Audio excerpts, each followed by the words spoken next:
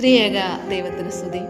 ക്രിസ്തുയേശുവിൽ എൻ്റെ പ്രിയ സഹോദരങ്ങളെ, വിശുദ്ധ പത്രോസ് എഴുതിയ 1-ാം ലേഖനം 3-ാം അധ്യായം 17-ാം തിരുവചനം.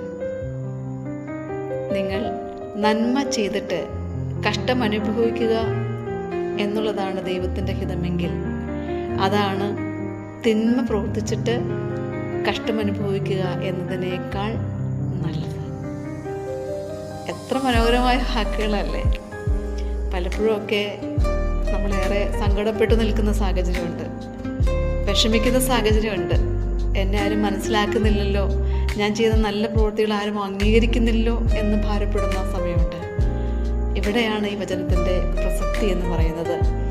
നമ്മുടെ ജീവിതത്തിൽ നമ്മുടെ മാതാപിതാക്കൾക്ക് വേണ്ടി, മക്കൾക്ക് വേണ്ടി, സഹോദരങ്ങൾക്ക് വേണ്ടി, സുഹൃത്തുക്കൾക്ക് വേണ്ടി നാം പ്രവർത്തിക്കുന്ന മേഖലകളിലെല്ലാം തന്നെ, ജോലി മേഖലകളാണെങ്കിലും എവിടെയാണെങ്കിലും നമ്മൾ ആവോളം നന്മ ചെയ്തിട്ടും ഒരു നന്ദി വാക്ക് പോലും പറയാത്ത എത്രയോ മനുഷ്യർ നമുക്ക് കണ്ടെത്തുവാനായിട്ട് ഇടയാകും.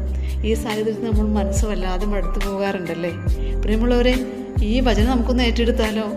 ദൈവത്തിൻ്റെ ഹിതമാണ്. അവിടെ ദൈവത്തിൻ്റെ വലിയ കാരുണ്യം നമുക്ക് വേണ്ടി കാത്തിരിക്കുന്നുണ്ട്.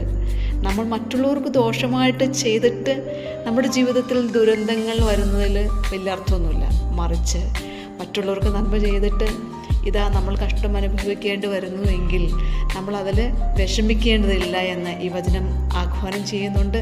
തീർച്ചയായിട്ടും ഈ നാളുകളിൽ ഈ വചനം നമുക്കൊന്ന് ഏറ്റെടുക്കാം. ദൈവം നമ്മെ ഓരോരുത്തരെയും സമൃദ്ധിയായിട്ട് അനുഗ്രഹിക്കും.